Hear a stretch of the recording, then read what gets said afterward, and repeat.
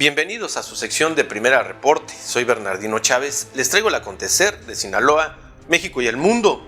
La madrugada del 25 de abril de 1989, 3 niños fueron asesinados en una casa ubicada en el 408 de la calle Hacienda Vejil, colonia Jardines de la Hacienda, en la ciudad de Querétaro. La autora de la masacre fue la propia madre de los menores, Claudia María Mijangos Arzac, originaria de Mazatlán, quien fue llamada por la prensa de esos años la hiena de Querétaro. Durante los exámenes médicos que le practicaron días posteriores al crimen, fue diagnosticada con lesiones cerebrales y esquizofrenia. Tras un juicio que fue ampliamente divulgado por la prensa, recibió una condena de 30 años de cárcel, 28 de los cuales los pasó en el área psiquiátrica del Centro Femenil de Readaptación Social de Tepepan, en la Ciudad de México, de donde fue liberada el pasado 14 de abril. Claudia nació el 25 de mayo de 1956 en Mazatlán, Sinaloa, en el seno de una familia de clase alta. Es la menor de 7 hijos, 4 hombres y 3 mujeres, de un matrimonio conformado por María del Carmen Arzac y Antonio Mijangos Ruiz. Se dice que la madre era una mujer violenta y extremadamente religiosa. El padre, en cambio, era más cordial y sensible, un contrapeso a la severidad materna. De acuerdo con el Diario de Querétaro, en el historial clínico de la familia de Claudia sobresalen los casos de su hermano Antonio, quien fue internado varias veces en un hospital psiquiátrico con problemas de alcoholismo, drogadicción y personalidad psicopática. Su otro hermano, Alberto, tenía una enfermedad mental que lo mantuvo bajo tratamiento, y el menor de sus hermanos padecía síndrome de Down. A los 19 años conoció a Alfredo Castaños Gutiérrez, con quien se casó 2 años después y se mudó a la ciudad de Querétaro, entonces una pequeña urbe católica donde las normas religiosas tenían mucho peso en la vida cotidiana de las personas.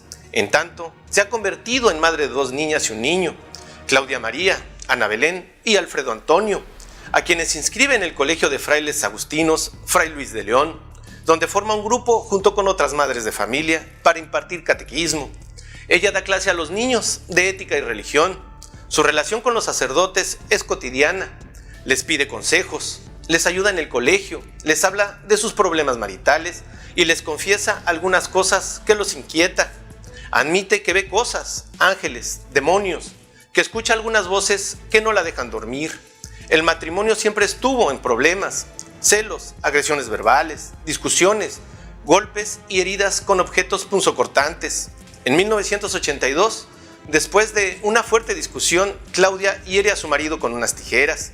En otra ocasión, lo persigue con un machete en la mano por toda la casa.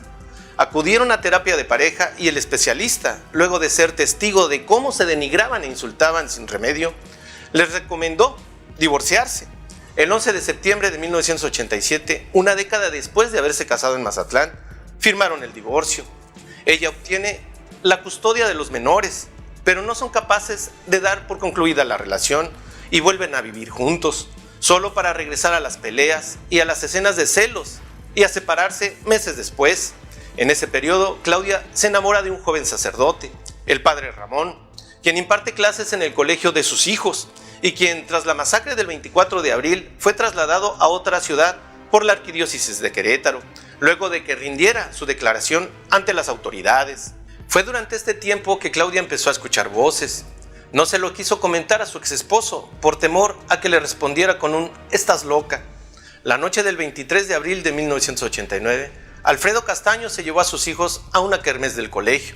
Horas después, al regresarlos al domicilio de Claudia, discutió con ella. Volvieron los reclamos por la presunta infidelidad con el padre Ramón y finalmente salió del domicilio dando un portazo y diciendo: "Te vas a arrepentir". Durante la madrugada, después de haberse pasado la noche despierta, Claudia le llamó por teléfono a su amiga Verónica Vázquez para decirle que escuchaba voces que le decían que Mazatlán había desaparecido y que todo Querétaro era un espíritu.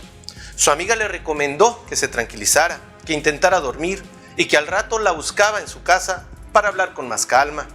Durante un rato, Claudia continuó escuchando las voces, hasta que se levantó de la cama, fue a la cocina y tomó un cuchillo.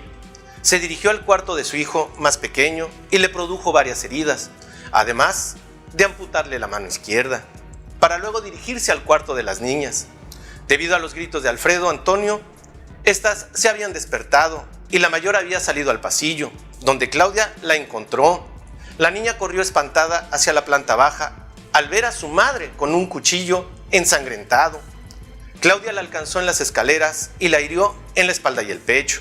Luego subió a la habitación de las niñas, donde encontró a su otra hija, a la que también asesinó.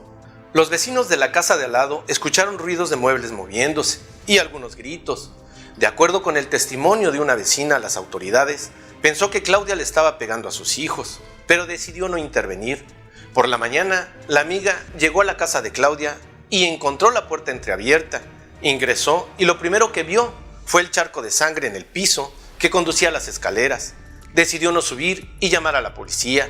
Cuando llegaron los agentes, subieron a la segunda planta y descubrieron rastros de sangre en las escaleras y pasillos. Pero la imagen más macabra fue en la recámara de Claudia.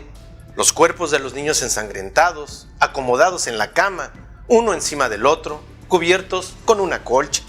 Junto a ellos estaba Claudia, con heridas en las muñecas y desangrándose. La trasladaron a una clínica del Seguro Social, donde se recuperó de las heridas y se le tomó la primera declaración el 27 de abril. En sus palabras había una dualidad. Por un lado, hablaba de sus hijos como si estuvieran vivos e incluso pedía que la dejaran ir porque tenía que pasar por ellos a la escuela, pero luego reconocía lo que había hecho, aunque con un discurso envuelto en delirios. El padre Ramón me hablaba telepáticamente. Él influyó para que me divorciara, pero como mi madre era un freno moral para que me uniera a él, el padre Ramón, con maleficios, mató a mi madre, como me sigue trabajando mentalmente para poseerme. Fue tanta la presión que me descontrolé, señaló. Tras ser declarada culpable de los homicidios, Claudia fue enviada durante 2 años a un penal femenil en Querétaro, pero tras ser diagnosticada como esquizofrenia, fue trasladada al pabellón psiquiátrico de Tepepan, donde permaneció 28 años recluida hasta que el pasado 14 de abril fue liberada. Nos vemos en un siguiente reporte.